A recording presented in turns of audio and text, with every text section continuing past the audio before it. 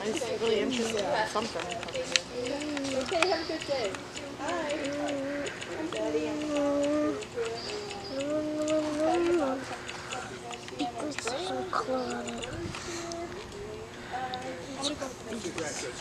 Oh, okay. Go listen to him.